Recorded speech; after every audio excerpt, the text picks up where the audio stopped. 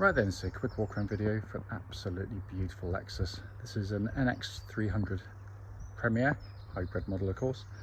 15 plate with just 61,500 miles currently recorded.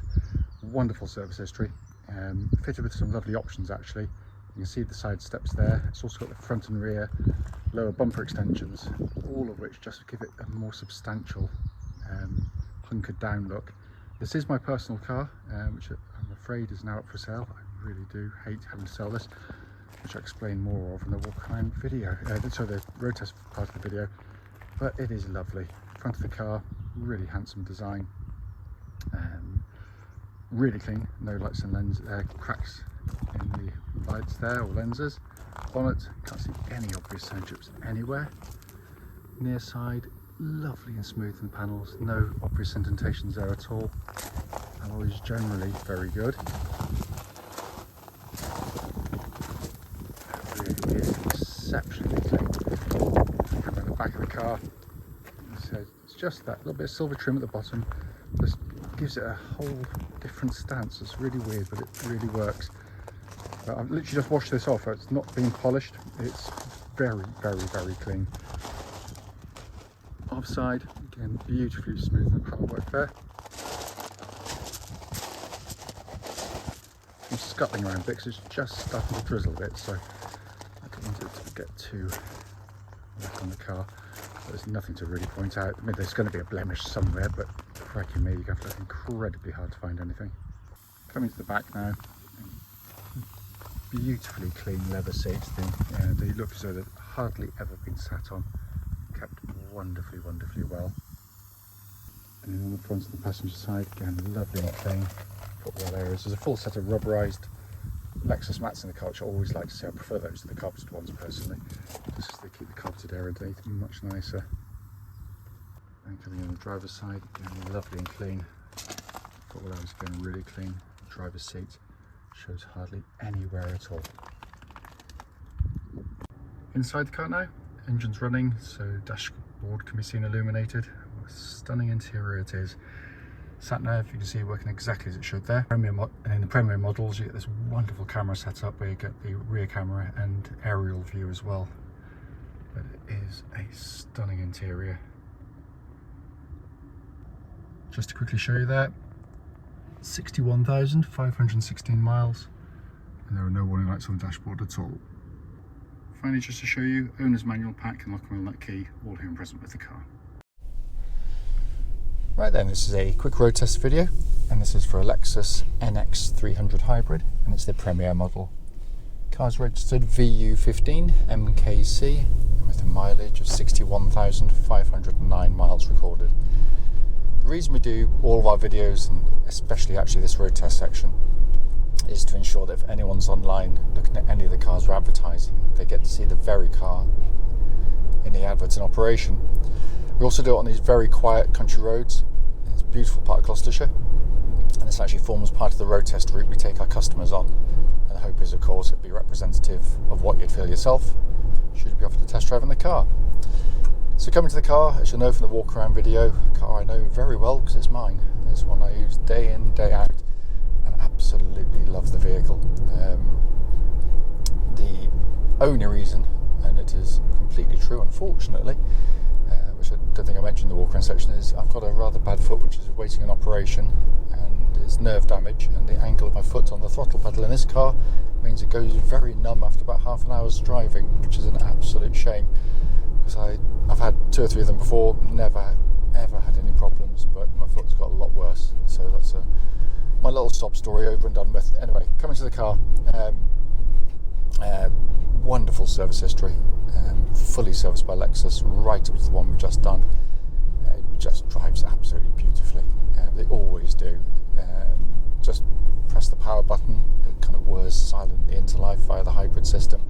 It is a self-charging hybrid. There's no need to plug it in, nothing like that, no charging up. You're just going to drive it to a petrol station when it gets low on fuel, pop some fuel in for 2 minutes, on your way again. The battery in the car simply charges itself up every time you back off the throttle pedal or hit the brake pedal. It'll replenish the battery and keeps it fully, in the state of charge it's happy with at all times. It is utterly brilliant, and the interaction between engine, hybrid, electric only is, on the move, all but seamless. It's absolutely incredible. I love these cars. Also on the move, very quiet and refined. Should point out there are no warning lights on the dashboard at all relating to the engine or any other part of the car. Temperature gauge just between the 3rd and a half again, which is exactly where they're meant to be. It's a fabulous units. On the move, it's got plenty of urge. You do have the option of 3 different settings for the engine: normal, eco, and sport. And to be brutally honest with you, I just jump in the car and drive it most of the time. The normal setting, which it defaults to, is absolutely fine for me. I guess if you did a lot of town driving, you could twist it to the left and go into eco mode. It feels slightly more sluggish in that sense. Push a button down, it goes back to normal. And if I twist it to the right, suddenly I've got a rev counter magically appeared on the dashboard, which looks like real. It's amazing, the graphics on that. And it definitely feels more urgent in terms of its keenness to get up and go. But it's personal preference, all of that kind of thing. Engine feeds the CVT gearbox, which is a wonderful companion for the car. It basically means that when you put your foot down hard, the engine revs will pick up, but you kind of catch up with the engine revs. You tend to back off a long time before that, so you don't get kind of that engine gear change dip in the throttle, which you get in conventional gearboxes. But what's simply brilliant, and it's a stark reminder when I get back into a conventional auto gearbox how clunky and indecisive they can feel, particularly in stop-start traffic. And this is where these are wonderfully smooth. But even on the open road, it's a brilliant setup, which helps when you've got more powerful cars, in all honesty. Coming to the steering and chassis, these are actually really quite direct cars, and I really like them. The steering, first and foremost, tracks dead straight. There's no vibrations at this speed or any speed up the legal limit. But it's pretty quick, it's direct and accurate. It works very nicely with the chassis.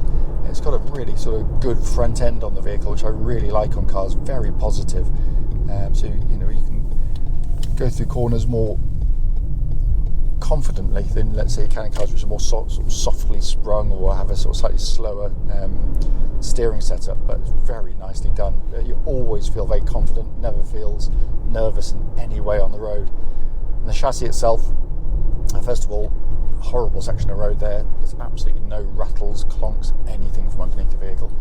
And then the ride itself is very well judged. It's compliant, it's comfortable for me, but it allows, as I said, the car to have that directness which some more sort of softly sprung cars just can't give you.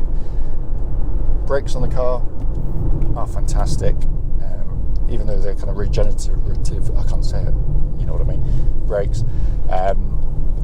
The pedal feels reassuring, really positive, never feels sort of numb or vague in any way, and there's no pulsing, no vibrations coming back through the brake pedal. It's all in fine fettle. Worth pointing out, the car's actually going to be heading off for an independent MOT, hopefully today or tomorrow, so all these things are going to be checked anyway. And then finally inside, first and foremost, it's that feeling you get when you're in the car. It does feel very special in here, I have to say. I love the layout, the detailing, the quality of materials is absolutely fantastic in here. The build quality is sensational. No squeaks, no rattles. It feels very substantial, but it feels premium. It really does. Everything about it, the detailing of all the switch gear, the quality of the switch gear, labelling of the switch gear, it's just all so easy on the eye, and you just know you're in something that is a sort of notch above most of the other cars out there. Sat nav, as you can see, working exactly as it should. Then you can separately, and I've always applauded Lexus for doing this, Honda do the same thing actually, is give you the option to use your climate control system, which is dual zone, in this centre pad here, or central control panel. You can go through the screen if you really want to, but it's unnecessarily complicated in that sense. Air conditioning pumps out ice cold air, You got heated and vented seats on the car, again all working perfectly. And then down here, again all the switch gears, lovely Mark Levinson stereo, which is fantastic in terms of audio quality. And then you've got your little sensitive sort of mouse pad here for your screen display up there, again, which works very well. This car also has, which you can't see because it's hidden from the passengers, I've got a heads-up display, so I've got my speed, and in this case I've configured it with the rev counter in there as well. Just up there, directly in your line of sight, works brilliantly, absolutely brilliantly. But then down below you've got more conventional dials, crisp, legible, again very high quality graphics there as well. And finally you got this, oops, bear with me, didn't realise that was on. You got the steering wheel, it's a multitude of controls of course, but what it does have is auto cruise control, which again is fantastic, so you can it controls your speed with the cars in front. It drives absolutely perfectly, cannot fault it.